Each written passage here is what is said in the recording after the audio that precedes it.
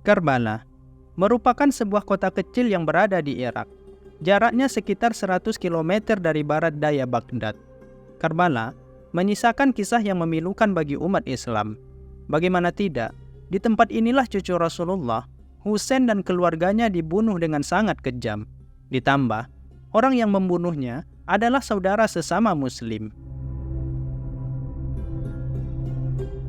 Peristiwa Karbala ini terjadi pada tanggal 10 Muharram tahun 61 Hijriyah, pasca meninggalnya Muawiyah bin Abi Sufyan yang saat itu menjadi khalifah umat Islam. Dalam memahami peristiwa Karbala ini, kita perlu melihat situasi politik di masa itu. Setelah wafatnya Rasulullah, kepemimpinan umat Islam dipegang oleh para khalifah yang disebut dengan Khulafaur Rasyidin.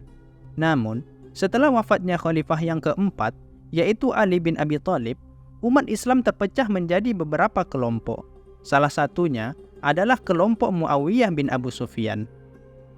Muawiyah kemudian mendirikan dinasti Umayyah dan menjadikan dirinya sebagai khalifah pertama.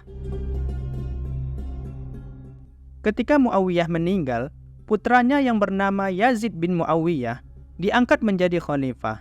Namun, pengangkatan Yazid ini mendapat banyak penolakan dari kaum muslimin, terutama orang-orang yang berpihak kepada keluarga Rasulullah, khususnya penduduk kota Kufah yang berada di Irak. Mereka berpandangan Husainlah yang berhak menjadi khalifah, bukan Yazid bin Muawiyah. Atas dasar itu, penduduk Kufah mengirimkan surat kepada Husain yang berisi dukungannya kepada Husain sekaligus mengundang Husain datang ke kota Kufah. Tidak kurang 500 surat dikirimkan kepada Husain agar Husain mau menjadi khalifah dan memimpin mereka melawan Yazid bin Muawiyah.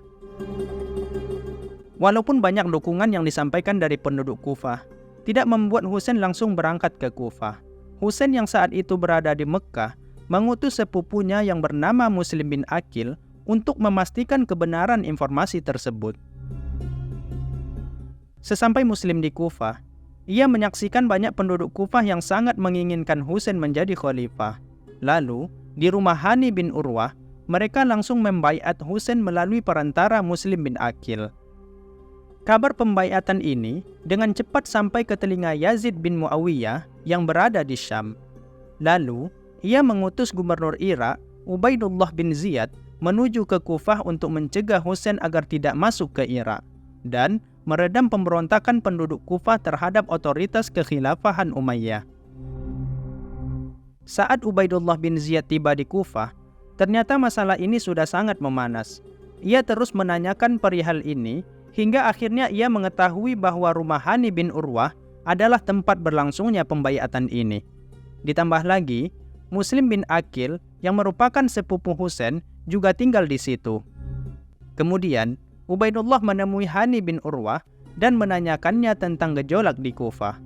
Ubaidullah ingin mendengar sendiri penjelasan langsung dari Hani bin Urwah, walaupun sebenarnya ia sudah tahu tentang semua kabar yang beredar. Nah, selanjutnya, Ubaidullah langsung mengatur strategi untuk menyelesaikan masalah penduduk Kufah. Ia mengancam akan mendatangkan pasukan dari Syam untuk membunuh siapapun penduduk Kufah yang mendukung Sayyidina Husain. Dalam waktu singkat, hampir semua penduduk Kufah menarik kembali dukungannya kepada Husain, sehingga hanya menyisakan beberapa orang saja. Kemudian, Muslim bin Aqil yang diutus Husain ke Kufah ditangkap dan dihukum mati. Namun, sebelum dieksekusi, Muslim bin Aqil sempat mengirimkan surat kepada Husain, memperingatkannya agar tidak datang ke Kufah karena penduduknya telah berkhianat. Kabar tentang terbunuhnya Muslim bin Aqil di Kufah sampai ke telinga Husain. Namun, permintaan anak-anak Muslim bin Aqil untuk menuntut atas kematian ayahnya mempengaruhi keputusan Husain. Dengan rasa tanggung jawab yang besar, Husain memutuskan untuk tetap melanjutkan perjalanannya ke Irak, walaupun banyak sahabat Rasulullah yang sudah melarangnya. Selanjutnya, Husain bersama 73 anggota keluarga dan sahabat setianya melanjutkan perjalanan menuju Irak. Setibanya di Karbala, mereka disambut oleh pasukan besar yang dikirim oleh Ubaidullah bin Ziyad. sekitar 5.000 pasukan di bawah komando Umar bin Sa'ad dikirim untuk menghentikan Husain dan rombongannya yang jauh lebih kecil. Meski berada dalam situasi yang sulit, Husain tidak menunjukkan tanda-tanda menyerah. Ia menawarkan dua opsi kepada Umar bin Sa'ad. Yang pertama, Husain meminta agar ia diizinkan pulang kembali ke Mekah. Lalu, yang kedua, ia meminta izin untuk bertemu langsung dengan Yazid bin Muawiyah di Damaskus. Tawaran itu kemudian disampaikan Umar kepada Ubaidullah bin Ziyad. Namun, Ubaidullah menolak dua tawaran tersebut.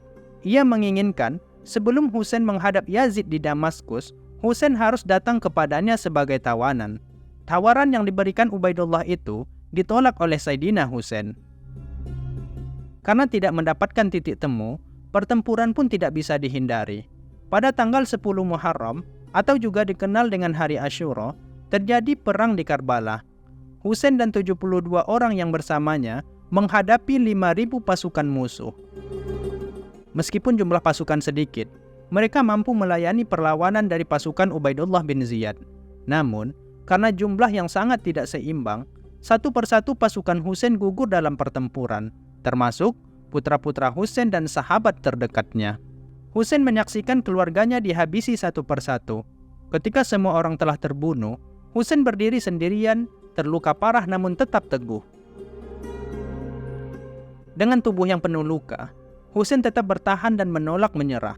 Awalnya, pasukan musuh merasa ragu untuk membunuh Husain karena posisinya sebagai cucu Rasulullah. Namun, ada seorang prajurit bernama Amr bin Zuljausan melepaskan panahnya ke arah Husain, sehingga Husain jatuh ke tanah. Lalu, dengan berbondong-bondong, mereka menyerang Husain, yang akhirnya Husain syahid di Karbala dengan kepala dipenggal oleh pasukan Ubaidullah bin Ziyad. Nah, sahabat ensiklopedia Sirah, inilah kisah terbunuhnya Sayyidina Husain di Karbala. Semoga kisah ini bermanfaat. Wallahu a'lam bissawab. Assalamualaikum warahmatullahi wabarakatuh.